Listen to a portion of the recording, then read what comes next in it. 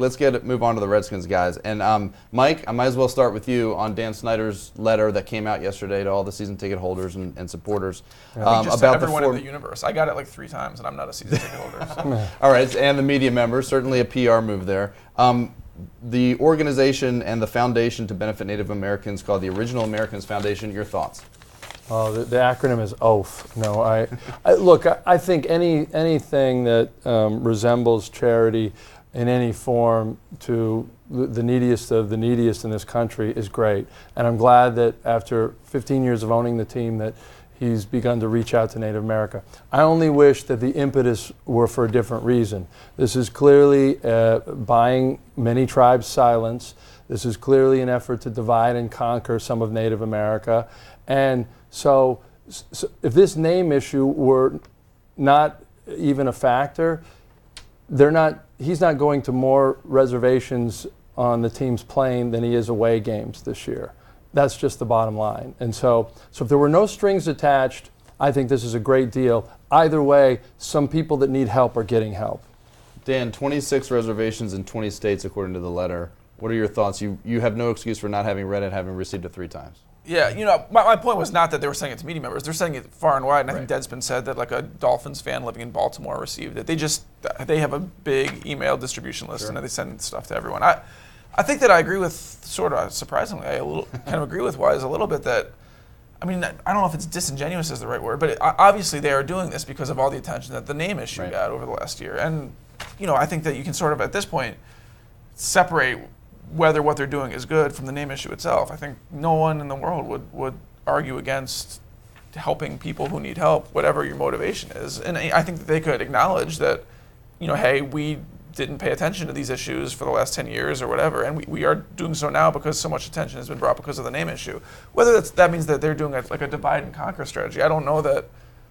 I mean, that seems like a little bit cynical to me because I just don't have a good enough sense of what the consensus from Native Americans is. Yeah, I don't think that's the only reason. I just believe that the quid pro quo on this is, if you don't talk about the name, we'll fund your project. We'll do something for you. I'm sure the Oneida Indian Reservation is not included in this charitable effort.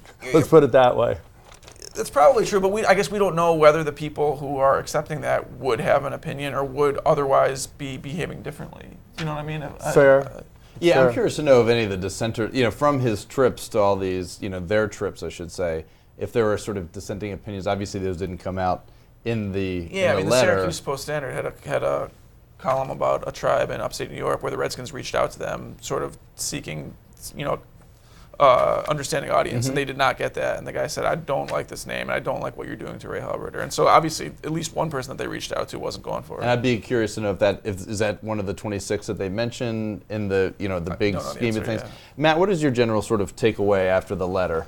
Well, I think the interesting thing about the whole name debate overall is how you've had this sort of dichotomy in a lot of the polling data that you see, where you still have a majority of people that don't think they should change, don't feel strongly that they should change the name, don't have, which maybe seems a little bit surprising given how vocal the issue has been. But at the same time, that you ask the same group of people, do you think this is a flattering or unflattering name for Native American people? And they overwhelmingly say unflattering. So I think it's a weird. I've never been able to sort of reconcile those two figures. And the reason I think this is interesting is you're just sort of heightening the exposure to the issues that are in the Native American community, people that are Redskins representatives that have gone there, and I just always thought that there was a weird disconnect there, and I think the disconnect was brought about by the fact that most people just don't know in their daily life. They just don't know a lot of Indian people. And I just want to know. I just want to know if Bruce Allen was kind enough to grant us his presence last week and during a Q&A, mostly off the record. And he showed incredible passion for this name. I didn't get a chance to ask him this, and I would like to ask him at some point. Would you be okay, and were you okay, and did you call anyone on that reservation that you visited a Redskin? Did you call anyone a Redskin? And I'll bet you 100% that the answer is no. Yeah, no. Which I think is probably true, but I don't think that that's the issue here. I don't find that to be. It's supposedly a term of reverence and honor.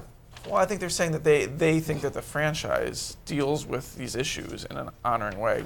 That whether that means that you go up to someone in their face and call them, like I wouldn't go up to a really large person and say, "Hey, you're a giant." Yeah. And I don't find the word giants offensive as a football team. Well, the divide has been the same forever, which is we're honoring you. The Indians say, no, we're not. And they say, shut up.